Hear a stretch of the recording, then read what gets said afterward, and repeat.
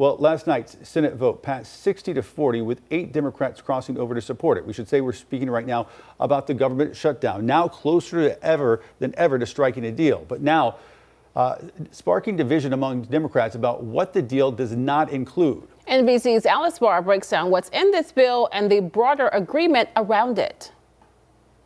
This morning, compromise in the Senate, moving the nation closer to ending the longest ever government shutdown. The motion upon reconsideration is agreed to. A group of Democrats negotiating with Republicans agreeing to fund the government through the end of January and certain departments like agriculture through next September, ensuring SNAP low-income food benefits would extend that long and end a growing crisis over food access. I was being threatened to be taken away from them as long as this went on. That's crazy. The deal would also reverse shutdown layoffs of federal workers and guarantee all federal employee back pay.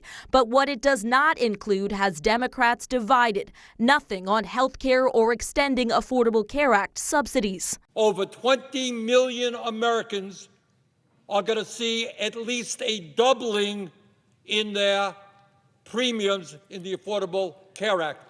Democrats who voted yes say tying a government funding vote to the health care issue simply wasn't working.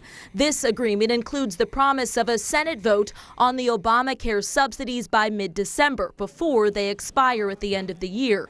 And Democrats argue if Republicans vote it down, they can own the disastrous premium increases that will continue to rise. They will own the fact that Americans across this country are going to lose access to health care. President Trump and Republican leadership projecting confidence. It looks like we're getting close to the shutdown ending. I'm optimistic. Though several key steps remain, most notably securing passage in the House, where many Democrats are already voicing opposition. We could see a final vote in the Senate as soon as today. The House is in recess and members will have to come back to Washington to vote, with the hope of wrapping it up and reopening the government by the end of the week before the worst of the pain at airports, a promised 10% cut in flights on Friday to relieve staffing shortages. In Washington, Alice Barr, NBC News.